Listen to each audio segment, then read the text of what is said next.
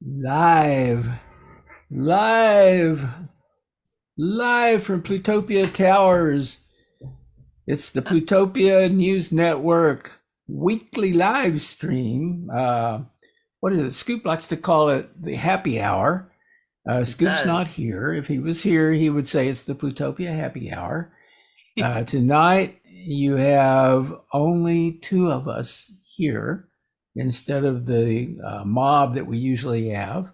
I'm John Lipkowski, and joining me is Corporate Mystic. Hello, And everybody. we're going to probably talk a lot about weirdness tonight, or just be weird. Yeah, I think we should call it the Weird Hour tonight. The I weird hour, it's yeah. Well, I'm feeling weird enough myself. That's when I find Um, my most natural state is when Being I weird. get to just be weird. And I even like saw a really cool definition of weird, the etymology of the word. Um, this is Uh-huh. circa 1400, having power to control fate from weird. And That's then what weird means? from the Old English word weird, W-Y-R-D, fate, Oh, chance, yeah. fortune, destiny, the fates.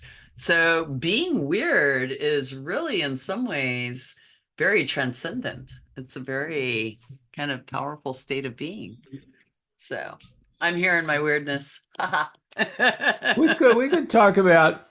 We could talk about states of being. I mean, I'm currently involved in, let's see if I can find it here. Um, I okay, here we go. Um, well, hold on. I'm gonna have to start over here.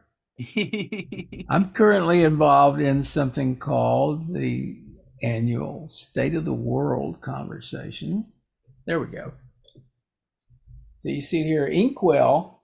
It says Inkwell Arthur's an artist. Inkwell is a part of the Well, which is an online community. Uh-huh. It's filled with conferences, which are like larger forums that contain topics where people have discussions. And this is a topic in a conference. The conference is called Inkwell.view. And the .view says that it's a conference that can be viewed from outside the well. Normally, only members can participate on the Uh-huh. well, but non-members can see this discussion, which we Interesting. have every year, as I said. And a lot of people pay attention to this thing, and it's pretty weird. Is it? Well, It's give been us a some huge highlights. discussion. Yeah, give it. What are some Well, highlights of the I'm just kind of weirdness? scrolling through here. I see Well, deep fakes. I we've saw. actually we've we've been accused of being boring. That's one Oh, thing. oh no. And it's because the state of the world is so weirdly boring right now. I mean, it seems like there's a lot of stuff going on, but it's like world leaders are all boors now. It's like they're just not. It's We're not having much Nobody's fun, being right? innovative with their wars or anything. They're just like kind of doing the same old thing, or is it like Well, I mean, obviously wars are terrible, right? wars are But horrible? even, I mean, and this is probably the problem. We have what? We have at least three major wars going on now, maybe more Sure. by now. One breaks out every few days, I guess. Mm-hmm. So we've got the war in the Ukraine and the war in the Middle East. And then today there was something about how the U.S. has been firing on the Houthis, uh, which we could get into. But really, the point of this here is that there's more wars than there have been in a while, or more visible wars, and that's a downer. It's Mm-hmm. kind of depressing, It is. and pretty much, I mean, there's just kind of like a vibe that's kind of like a drudgery vibe, a sadness vibe.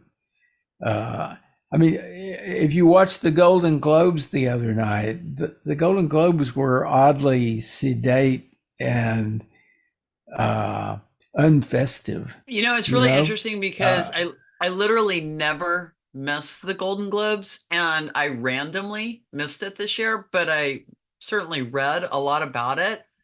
And nothing I read about it made me regret missing it. I was sort of like, oh, wow, that's weird. And that was weird to me because I usually really enjoy the Golden Globes for a lot of reasons that are sort of offbeat and different, I guess, than what I expect from an award show, which are whatever you want to think of them, they or whatever they are. But typically, the Golden Globes are where people are a little more expressive, or they're a little bit more well, progressive. and a little bit more drunk often, Yeah, well, and that's part of the expressive. and it, you know, in the past there have been times when it didn't feel quite as staged as, say, the Academy Awards or whatever, but Yeah, this time it felt staged, and the monologue was terrible, I heard that. unfortunately for I Joe heard Coy, I heard nobody was pleased. He did not do it very yeah, well. yeah. Well, they were just, the jokes were flat, they just weren't Yeah. funny, you know. And then you know, throughout the night there was a sense of I mean, it was kind of cool, and there was a huge amount of talent involved here, and there are a number of really excellent like films and television shows over the last year, probably more than usual. Hmm. You know, they're pretty great stuff, Right. and you know, those people were being honored with their globes or whatever, but and they were pretty ecstatic, as people tend to be when they win those awards. But just overall, it didn't feel like there was a lot of juice in that particular event. And I thought it was kind of reflective of everything else. I mean, we don't have any real statesmen or interesting people in government right now. The legislators are, uh, particularly, I mean, the House of Representatives is loaded with a bunch of really, well, they're dumb fucks, basically. A bunch of dumb fucks who they don't have any intention of governing. All they want to do is make noise. All they want to do is point to themselves, you know, and get a lot of attention. They're getting paid a certain amount of money for doing that job, and they're not doing the job. Well, Yet, we've the people who definitely elected them will elect them we've again. we've definitely, as a society, all agreed to value the cult of personality.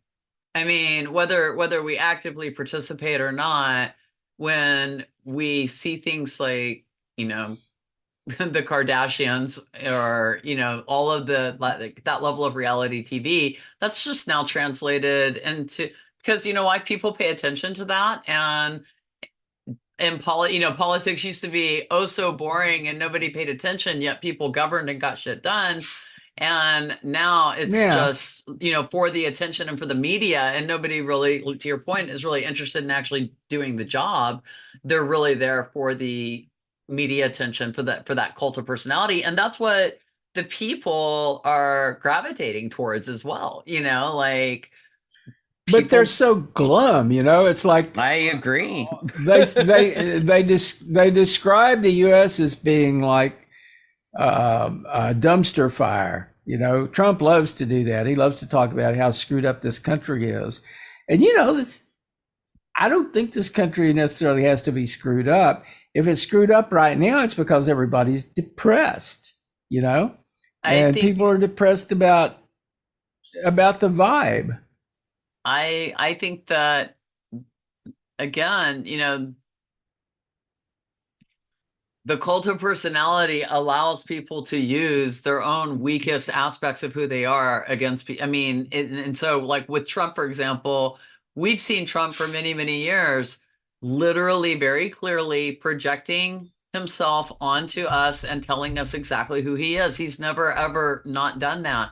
His cult of personality only grows the more he does that, right? The more that he is Trump, the more Trump is, the more that, Yeah. like, you know what I'm saying? And so people are really just truly looking, because we have such a gratification based society. Everybody's just like really truly looking for like that and they want to see themselves, they want to project their own experiences into these like very, very, Trump can say anything he wants. He can be any kind of man he wants to be, and he doesn't have any accountability. And that looks very, very appealing to a lot of people. That to be able to like think and they project their own experience into that. And so that's what they identify with. And then, I agree with all of these various people who don't really seem like they care about being in government. They seem like everything is performance based, everything is sort of contrived, and they are really more interested in sort of the side benefits of that experience, not the prime. It's like the primary focus of the job doesn't really matter. I never really dreamed that the day would come when we had a former president running for the presidency again, and running on his indictments, basically raising money on the fact that he has criminal indictments against him, and using that to work his base. And the base are they're eating it up, Right. and they Because because they think he's just being persecuted. They don't correct. really see that he is actually a grifter. They He's a do not. criminal. They believe the story they're being told. And for whatever reasons, in that sense, it's like we have been, as a society, again, and in a large part, and I don't like exclude myself or anybody from this. It's like we get lulled into media cycles, media patterns, and things like that. And while it's real easy to sit and judge large groups of people, at the end of the day, those people are making those choices and latching onto that because there is something substantially missing in their own life. Like there is like no doubt in my mind that that is true. And people like Trump or people who are able to manipulate that, or they take advantage of that, and they go in and whether they're using their religion and their spiritual beliefs, whether they're taking their value systems and presenting them or giving them opportunity and possibility that they cannot see for themselves in their own life. And it seems very difficult to understand, I think, when you have a strong sense of identity and a strong sense of intellect and emotional authority, and that's not to say, Yeah.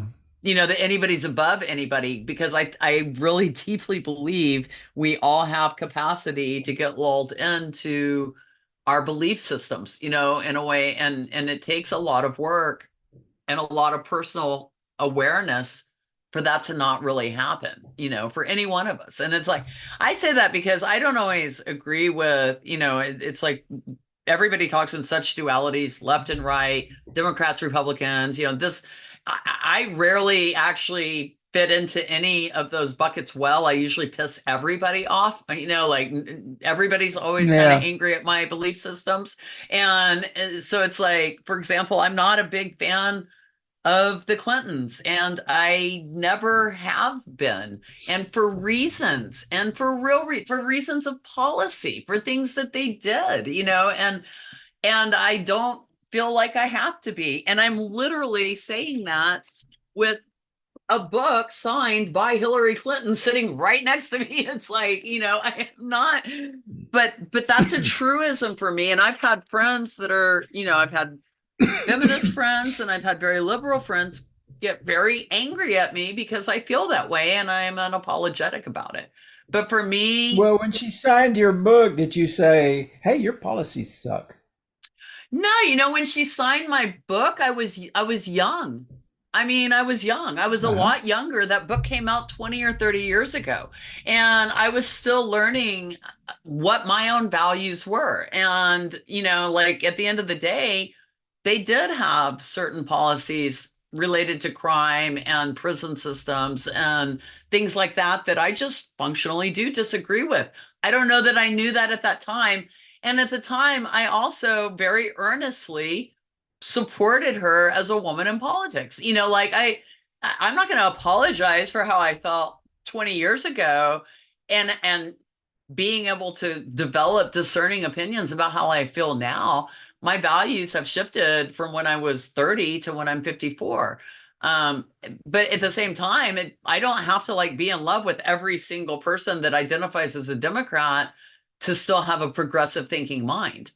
And I feel like the more that we put ourselves into these like them or us situations, we're just further dividing ourselves. We're just making it Well, harder that's for to, sure. to function. And I literally, this is a true story. Like I got invited to a July 4th party by a person who was running for a position in the Democratic Party, a local office, and I had been supporting that person with marketing support and graphic design work. And she was hosting a July 4th event at her home. It was a private party. There was probably 50 people there. And I wore the same outfit that I literally wear every single year for July 4th. This is my outfit. It's a pair of red denim shorts and a tank top that looks like a flag. I walked up to this party and I had like 30 people literally about to attack me. They thought that, and they were like screaming at Michelle that like a Republican was crashing the party. They were screaming at her that a Republican was crashing the party. And I had to defend like, like showing up Because looking you were wearing the patriotic flag? to a Democratic, yeah, to a July 4th party, in the summer. And I've thought about that a lot. It's like just the awkwardness. It had never once been brought up to me before, but that year, that was the year, that was the year that Trump ran for office and all, and everything But that changed. is weird. We promised to talk about weird tonight, and it's kind of weird. It I was kind of don't weird. get that. Why wouldn't a Democrat want to be patriotic? I That's mean, exactly what I I said. understand that they don't want the flag to to They be worshipped. You shouldn't worship the flag, but it's correct. okay to feel. Uh, it's like I I went to if you another support the Constitution, you can support the flag too. I went to another event that year, and it was in Bastrop, and we were. Oh, I want to tell you. I really wanted to be able to tell you why we were showing up to do a support protest, but we were at the county courthouse. I want to say it was related to gun violence, but I am not 100% positive. But regardless, there was maybe 30 or 40 people gathered, and the conversation, and this is a real story, and the conversation happened, and it was the same year, same time period. And they started talking like we need to develop our own flag. And I literally raised my hand. I'm like, excuse me, everybody here, we have a flag. It's the US flag. Why are we giving up that flag? Yeah. Like, so there was this mindset that was happening that for whatever, the in the way that they expressed it, that one side had sort of claimed the US flag, and that happened to me in two different scenarios. Um, and I do feel like there are a lot of people that feel that way. And again, it just is another example of like us and them situations that don't really make sense and don't help us. Like, so what if I had been a full-blown Republican showing up to support my friend? Like, what if I had been like, it's like, Yeah, I mean, it's a good point. like it's one of those things It was where cancel culture. They were trying to cancel you. it's an issue, I think of just like holding on so hard to ideology. And I just challenge that, both sides are guilty of this in their own way, that they stop seeing Yeah, I mean, better literally to have humanity. I mean, we're humans we are humans. first, right? We are, Doesn't matter even if we're whether weird we're humans. Republicans or Democrats or. It's it there are plenty of That situations. reminds me. What does it remind you? this, what we were talking about earlier. Can you see it yet? There it Keep is. Austin weird. Yes, Red wasn't it? I can't believe that it Well, was so what was 2000. happening? It doesn't really explain it in here, but I mean, they say that it was to promote small businesses and particularly to support local businesses. But Uh-huh. my recollection of what had happened was that when they were building the big new flagship Whole Foods Market, which is still their flagship store today, down Right. on 6th Street, they were going to lease part of that space to Borders Books. Hmm. And there was an opposition to that. It's like, Right across the this, street from Book People. yeah, well, and this should be a very Austin centric space down here. And people Absolutely. who were independent businesses in the area, Waterloo Records, et cetera, businesses like that, they said, why would you want to bring in some chain store and plug it into Whole Foods Market, which is, an Austin company that has become, a global company. Right. And in that context, in trying to come up with a phrase that sort of told it like it is, they came up with "Keep Austin Weird," and they've been saying it ever since. Mm-hmm. Is And Austin still weird? that was around. It says this was around 2000. Well, Austin is probably less weird than it was. I once left Austin and moved to Colorado, and I was unhappy there because it wasn't weird enough, and So was kind of Austin, happy to move Austin was back. still weirder than at that time. It was weirder than Colorado, and it probably still is. I mean, Yeah, Austin is weird. There's a lot of weird stuff in Austin, and there's still weirdos around that were around, 50 years ago. that's I true. went to a birthday party it was a big public event birthday party for Jim Franklin the other day. Jim Okay. Franklin is a local artist who was very involved with Vulcan Gas Company and Armadillo World headquarters, and became Hmm. famous for being an artist who created uh, illustrations featuring armadillos, like posters for concerts and that sort of thing. And he was a stage presence. He would get up on stage and introduce bands and things like that. Uh, Very cool guy, and everybody loved Jim Franklin uh, to this day. Well, for this birthday party he was throwing, they had some music. We were there while we were there. Sean Som and was playing, and he had some old Austin musicians that have been around forever, uh, like Speedy Sparks and John X. Reed and Fred Kirch. Uh, he had those guys playing with him, and uh, there were a lot of people with white hair and gray hair, but there were definitely a lot of people who looked weird. I mean, they were, they had been living in their weirdness for many years. You'd see people, with weird hair and weird beards and Hmm. weird clothes.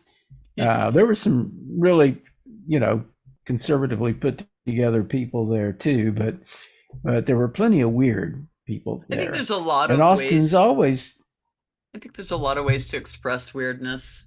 Like it's you can meet somebody who's dressed very normally, and then in a few minutes in a conversation, you're talking to one of the weird ones. yeah, they're And weird I as mean and hell. I mean Yeah, that I in a got it. beautiful way.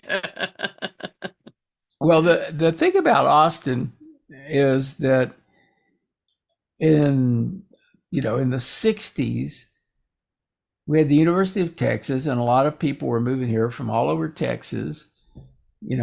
I was one of them, to go to the university. And we were kind of weird in that we were, you could be somebody from a small town, but you had been persistently in the big city through television every night. You know, in other words, you got these kids who are exposed to mass media, and to that extent, they had some degree of global sensibility, but they were also still very local and from weird little places. And their minds were just not, they weren't like real cosmopolitan. They were just unusual and strange in that they had been incubated by mass media, particularly television and also radio. And they had been grown in a way that people hadn't been grown before. And then they all started showing up at the University of Texas. This phenomenon, I'm sure, happened in other states too, but Texas was a particularly weird place, and there's a lot of really weird people who showed up. And they started making weird music. They started having concerts. They started digging up blues and starting to play blues and psychedelic. Psychedelic music, when it first appeared, it popped up in 2 or 3 places particularly. And the first couple of places where psychedelic music really caught on and became a thing were Austin and San Francisco. I believe that entirely. And it was the same with head comics, those psychedelic comic books, Austin and San Francisco.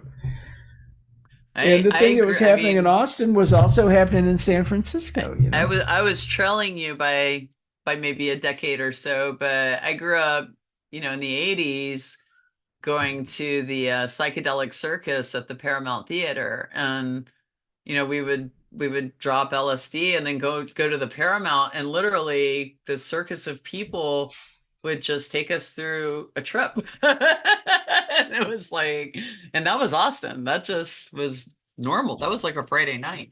I mean, it wasn't, it wasn't anything really unusual. And, but it was fantastical. And I have like really joyful memories of it, and just that is, when I think about like kind of peak weird experiences, is like that definitely lives in some of my like high level peak weird experiences in Austin, just because it was so we Austin. have It was all weird events in places. I mean, we had the Armadillo World headquarters, and we have had Esther's Follies for all of these years. I love Esther's Follies. We celebrated yours, yeah. I mean, these are uniquely Austin places. The tavern. The Esther's Follies people bought the tavern to keep it alive. They did. I just read It's a very Austin place. It is very Austin. Austin does take care of Austin. Has definitely had a history of taking care of its own in that way, trying to really rally. Yeah, and there's been a real urbanization of the downtown area and some of the suburbs too, and there may be less weirdness, in some of those places, but there's still some out like close to me. There's a couple of bars. I can think of 3 bars out here that are very much like old Austin. One is called Giddy Ups. One is called Sam's Town Point, and the other one is the Sagebrush, where they had the party for Jim Franklin. And these are places that are like, they're outside of time. They just haven't. If they were around then, they haven't changed much, or maybe they're more recent, but they were built to be like those places. And this all represents, Austin had a vibe. You could feel it. You could like feel it in the air. It's kind of a magic place. And I don't always feel that anymore. Sometimes I do. Yeah. Sometimes I do. But at the, back in the day, you could really feel it. And people would come to Austin and couldn't bring themselves to leave. It was like, this was the place to be for so many people. And people just stuck. No, it was. I was thinking, you saw Emma Stone win that. Well, you didn't watch the Golden Globes, but she won the Golden Globes for her performance in Poor Things, which is probably one of the weirdest performances that I've seen in years in a film. It was really weird. It's incredible. It's excellent performance, but it's very weird. And Emma Stone lives in Austin or has a house in Austin. There's a lot of people who live here and in this area. And it's a very, Yeah. it definitely attracts a certain type of creative person, I think. Um, Austin is Austin. I feel like I always have, gratitude for having had the ability to experience all the many aspects of Austin, for a long time, and to have created an actual Austinite, which are rarer and rarer these days, so I was happy to produce one. Yeah. Um, it's like, and she's going to produce one very soon, and that's exciting too. Oh, wow. You're going to be a grandma. In You're going to be a about weird grandma. I am. As a matter of fact, me and my husband are. People keep asking like, "What are your names going to be?" And I'm like, "Well, we want to be Glamma and Punk Paw, but we'll probably go with whatever they can say. We'll probably we don't really care." But yeah, We'd like to have weird names. What are you showing me there? So I'm showing you Unshared the truths. cover of Unshaved Truths, Oh, unshaved. Oh, as see that? opposed to Bald Faced Lies, right? Yes, Bald Faced nice. Lies and Unshaved Truths. Unshaved You see, truths. it's That's spring great. 1994, this Wow. magazine. So this magazine was a labor of love. I put this whole thing together, pasted the boards and all that, Oh, that's and cool. it's a fairly and I couldn't afford to do another issue of it, or we didn't. But But that's your zine. You did a zine you can though. see. So I did all this printing on a letter quality dot matrix printer, and pasted it all in, That's and I amazing. put all of these uh, images together and pasted them in. I'm trying to find a good image to show, like this one, this image here. It was a really good fit for this particular story, and it's Uh-huh. a picture of my wife and her mom Oh, when my wife was wow. a little girl. That's cool. That I just happened to have that around, so I put it in there. Anyway, so I did this thing, and it was like, this is the kind of weird thing that people were doing back then, zines. Yeah. Anybody could I make a magazine. Now I it's mean, websites, but ma- back then it was zines.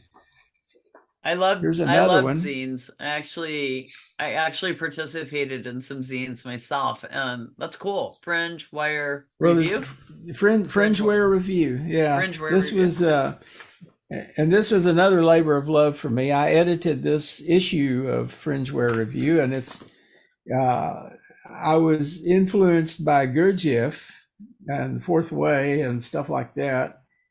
And I actually have an article in here. I got John Shirley to write something about Gurdjieff in here that he later turned into a book. So, That's very cool. but that was like, so back when I was doing that, there were we talked about this. I've talked to some other people about this recently. In fact, I was just, I spent some time being sort of interviewed for a documentary about Sandy Stone, who ran the ACT Lab down at the University of Texas, which was the media lab down there for years. Mm-hmm. And but one of the things that we were talking about was how in the 90s and into the early 2000s, Austin had a very strong sort of internet connected community, early adopters to the internet, Mm-hmm. and people who were into technology, Mm-hmm. technologies of various kinds. And we had one example is the robot group. And they still exist to this day, the robot group. It's a bunch of guys who like to build robots, Yeah. Well, Yeah. back then they used to have an annual event called RoboFest that was at times a pretty big event. And one of the key events that I remember of this kind of era, with like in the mid 90s in Austin, or early 90s really, Right. was a RoboFest that included Fringeware I connected with the robot group and got to be friends with them and suggested that we from Fringeware would uh, participate to some extent, and RoboFest might like to have a table there, etc. And we worked that out. And then I was also on the board of directors for EFF Austin, which was a spinoff from the Electronic Frontier Foundation. So we brought that in too. And this RoboFest, as it turned out, was art and technology basically jammed together, because EFF Austin, even though it was a spin, it was connected to a cyber liberties organization, but we had a whole piece of EFF Austin that was focused on digital art, the creation of digital art. And one of the things that we had, that there was a connection to the internet at that event, and there was an online arts organization that was global. It was called CITO, SITO. It was originally Otis, OTIS. I think they changed it to CITO because the Otis Elevators guys got trademarky with them or something. Anyway, so CITO had this thing where they were taking images from the event. Like they'd shoot an image there, they'd upload it, and artists would take it, they would manipulate it, pass it on to another artist who would manipulate it some more. So they were basically taking those images and morphing them into works of art. I wish I knew where those images are. I haven't thought to search for those in a while. That's very interesting. I wonder if there's like an archive or something where they I were bet captured. there is. While you were talking about that, it made me think about early Austin public access TV, and that being such, I think a great signifier of some of the interesting and even potentially dangerous, weird things that came out of Austin, if we want to talk about Alex Jones. But but like, there was a documentary that was done on that. You can find it like out on Reddit, called When We Were Live. And yeah, I don't know. That's another like really cool thing that, Austin is just always been such a creative and innovative space. I used to work with a guy who did a show where he would the archive? Stare at the screen with dark glasses on. Yes. I'm trying to figure out the best way to find the actual work, though. Let's see. Well, I could just look at recent uploads. It says, the stats aren't clickable. Yeah, is that it? How long ago did these things get uploaded? I'm trying to see whether. Well, I can't really tell. On the page before, these are per artist. There are some new, because it looks like they've been uploading, because it said new, it said recent, and then here we are. This was a panic that they were doing, so it must be in here. Frantic collaboration. Okay. Well, I don't see how to find it was a panic. That was definitely what they were referring to it as. Interesting. But it doesn't really tell me here how to find those photos. Photoshop tennis, right? Yeah. I wonder if I can find something that. Whoop. Let's see. Grid and cube it said see grid and cube, so I wonder if there's images in those.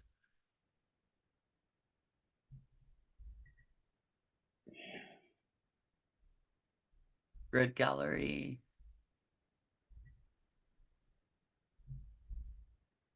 And they want you to click. Oh, there you go.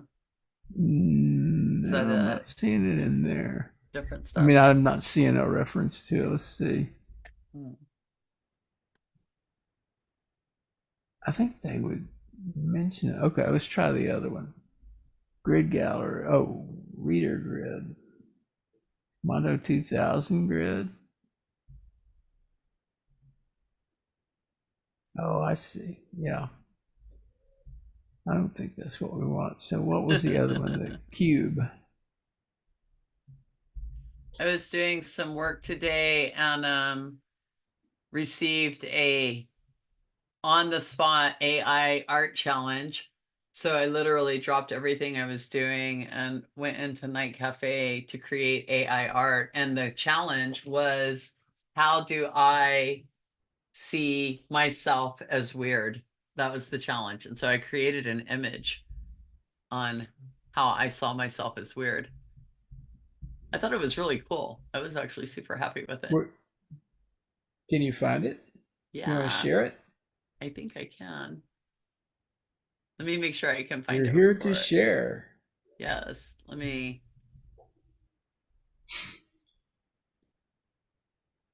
So I created two images here. I'll share. I think I can share my screen, right? So this was one There we image. are. This is me as corporate mystic. Cool. Um, and yeah, it was some of my prompts were related to nature and third eye energy and sacred geometry. I thought AI captured it in a really cool way. And I called it the problem solver. And then this was my other one that I worked on, and I thought that was very cool. So I sent in the Very one interesting. with the third eye because, but I used an actual image of myself. I think it's interesting. I don't really think that this looks like me at all, and I even had to tell it to like make it a middle-aged woman because it kept giving me like a 22-year-old, and I was like, no, I gave you a picture of Yeah, me. they I like to don't do look that. 22. Like, but still, I was really That's happy with. AIs are ageist. They kind of are. I You've was counted still an really happy ageist with the art. AI. I thought it turned out pretty Yeah, cool. that's great. And AI did a good job with my prompts, so I was happy with it. It was So weird. what are you doing with those? How are you putting them to Well, use? these in particular were just for that project, but I use AI frequently to create. I'm working on a corporate mystic tarot deck and a corporate mystic oracle deck, and so I am playing with AI to see if I can come up with kind of a style and design that I like, to actually develop the art. And I have it. It's you know what? It's a really, really complex process because it starts with me and then it goes into AI and then it goes back to me and then it goes back into AI, but it finishes with me. And so it's really, really layered in terms of, how I actually develop the designs. But I'm trying to find something As that long as it finishes in the right place. I'm trying to find something repeatable so that, I can like, anyway, it's fun. I like it. It's a weird thing to do. And I am using my Mischief I'm and gonna Mayhem mug. So I think that's also. see. Here we go. I'm going to Facebook and I'm going to ask people to join us or to look at us. If I can get this thing to work. There it is.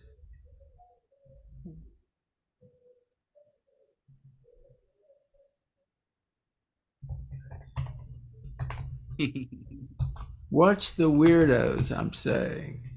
Watch the weirdos. Watch the Yeah, weirdos being. I'm like, there I'm we like, I'm go. surrounded by weirdness. There's like, even when I look at my background from my own image, I'm like, there's a lot of weird things behind me. Oh, that's funny. You want to see how this came up? This is very interesting. I'm curious. Um, yes, I will show you. So I posted it on there. It's a link to our Oh, YouTube discussion, and I put up your image. that's cool. I like that it's got that background though too. The with the Yeah, watch us when we were live. That's very exciting. So what other weirdness we have, you know, we still have 15 minutes left and I feel like we've explored Austin weirdness. Do we want to expand out to world weirdness or is that too sure. much? Well, I mean, there's different kinds of weird. We were talking earlier about the weirdness of Republicans, they tell such strange tales. I mean, obviously they're lying through their teeth most of the time, and they're just making all this shit up. And I wonder about. First of all, they have to know that they're lying, right? They know that they're Maybe. not telling the I mean, truth. if we all It, create it our would own be reality. disturbing if well, it would be disturbing if you thought that they really believed half the stuff that they're saying. I do think they And really then believe. Trump himself. Trump is one of the strangest entities I've ever seen. He's just immensely weird. For one thing, he's got that stuff on his head that's supposed to be hair. The thing I is, mean, it doesn't even look real. okay, so that is not my like people are people, and I really the way people look. I have purple hair. People call me weird for having purple hair all the time. Sometimes quite meanly, and Well, that's you fine. admitted to being weird, though. I sure I do, but I don't know that he doesn't. But I think about so it's I like to acknowledge this because it's a truism, and this is so I watched The Apprentice, not Apprentice Celebrity, Uh-huh. okay, but the original Apprentice, like day one, first episode. I don't know when it came out. 2000s, whenever, whatever it Wow. was. I don't know.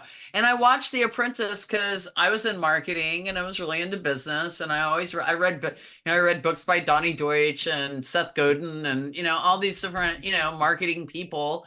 And I was also like really enculturated into a real kind of patriarchal corporate mentality of like business structure and kind of what business meant and looked like. So The Apprentice to me, especially in the beginning, was actually a really cool show. I thought it was cool, and it was interesting. I've said for a long time, like if he would have stayed in that track, he could have built a legacy for himself that maybe would have been different than the one he's building now.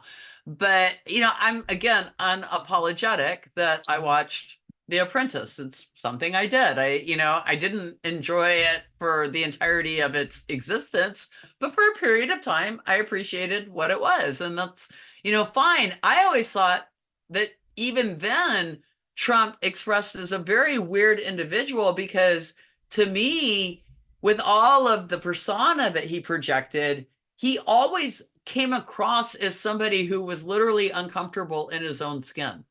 Like he never came Yeah. across as someone who could just like I don't know. There always had to be the shell. There always had to be this veneer, and that's that like grifter kind of whatever.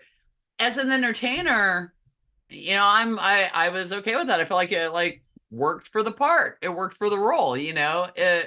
It's unfortunate that as a society we couldn't sort of separate again that cult of personality aspect of what was being projected through a not real TV series. I mean, functionally into something that is very real and has great impact on our life. I mean, by taking him from that position to the other.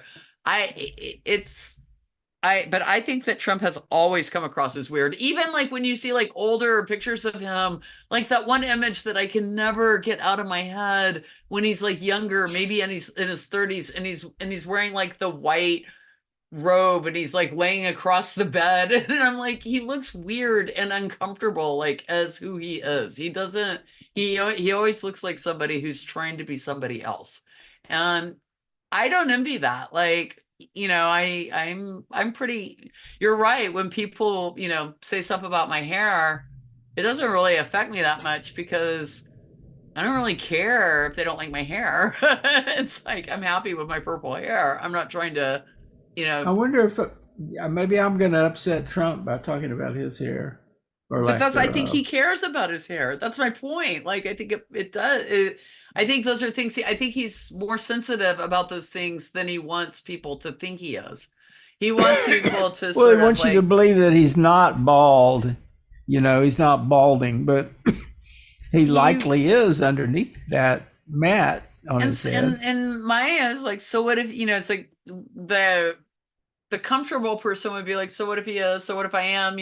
Like, you just shave your head or you move on or whatever. But the person who's not comfortable with themselves is like going to kind of hold on to that persona that worked for them for as long as they can.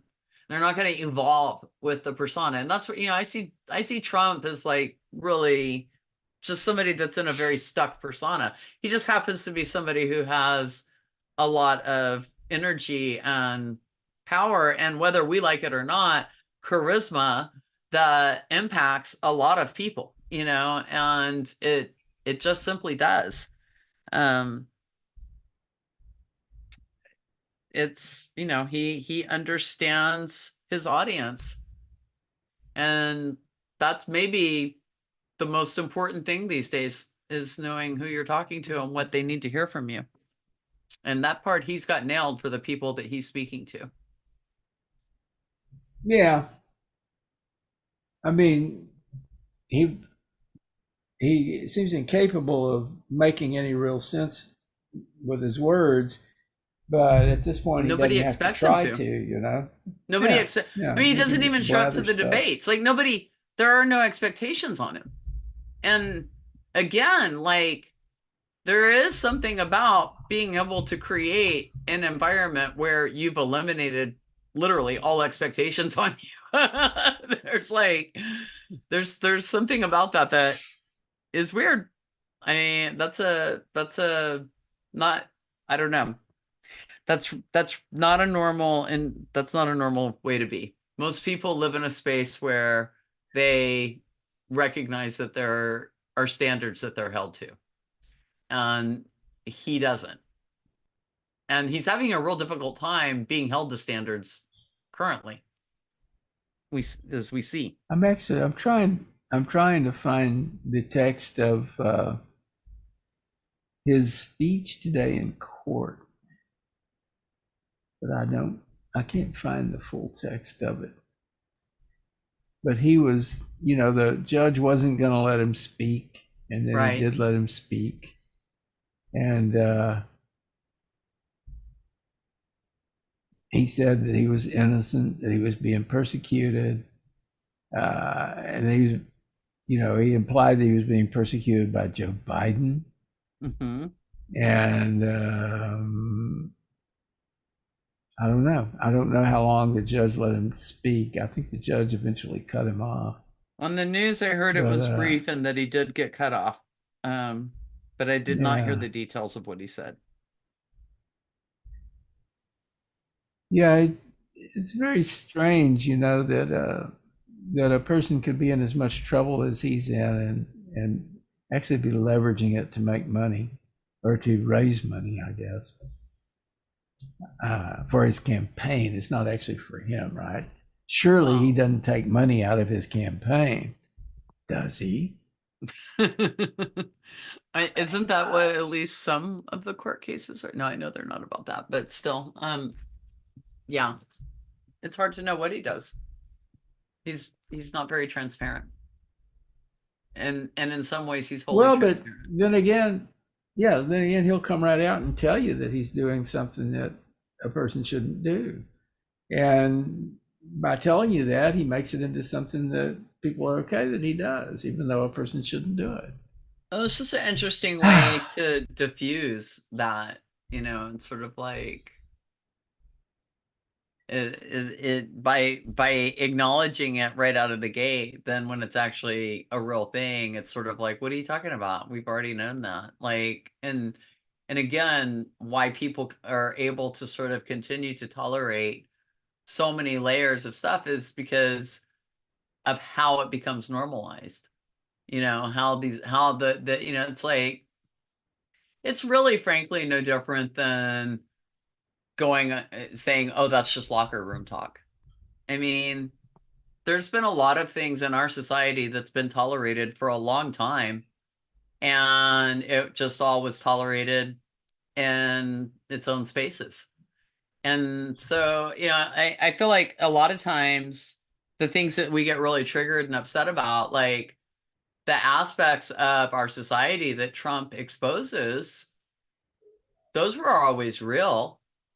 We act like he created something. He took advantage of something. He's an opportunist. He's not a visionary. Steve Jobs is a visionary. I, Trump's an I'm thinking opportunist. about it. how quaint it was that we thought when we heard his pussy grabbing remarks that that was going to be it for him and that he was not going to be able to That's proceed and run it's for kind of my president. point. I mean, because at the end of the day, those remarks were already acceptable. They already were, just not in public. You Yeah. just didn't say it on live air, but you certainly said it. And I know that that's true. I've worked in plenty of male dominated environments where I was the only female, and I've absolutely had to not just tolerate, but participate and laugh at. When you're a 26-year-old and you're trying to be a successful professional and you're with a bunch of 30 and 40-year-old technologists that are not, really like, I mean, you have choices to make in terms of how you show up and what type of armor you put on. And there's a I lot of know. women in Yeah. our society who have done that for many, many years. And so sometimes I look at some of this stuff and I'm like, yeah, we're all up in arms over something that really is just exposure. So now we're aware about Yeah. it and we're angry. Oh, okay. I'm sorry. Like, it's just, it creates a lot of problems, but the division and the us against them, that creates more. It really does. Yeah. It really, really does. I really try hard to meet people where they're at. And I know that when we judge people like broadly, we definitely don't make it easier for people to like take down their defenses. I think that's the thing, is like we're constantly in the survival state and we're constantly in defense mode. And that removes a Yeah. lot of power from all of us and gives it to a lot of people who don't really use it well, and that's something we should all think about. I mean, I feel like we're all accountable to that.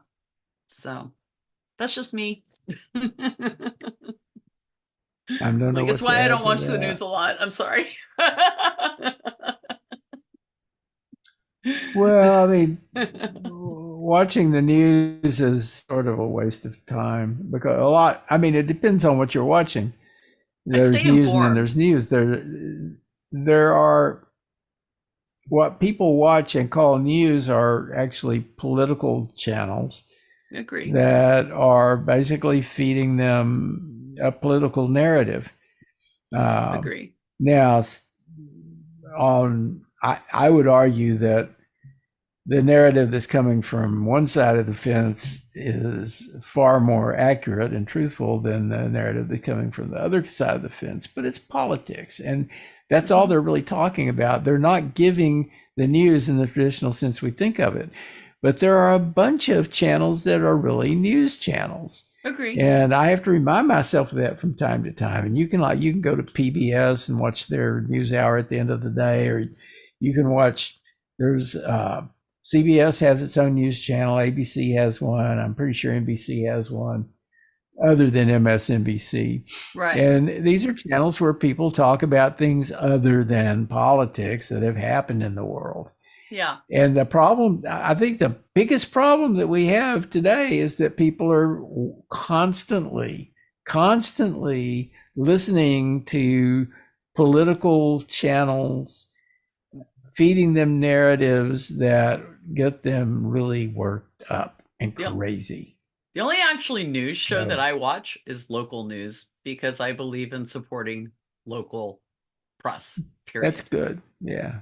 I mean, I watch my We local news. I want to know what's happening locally. And then I use other sources. Wow, we filled our time.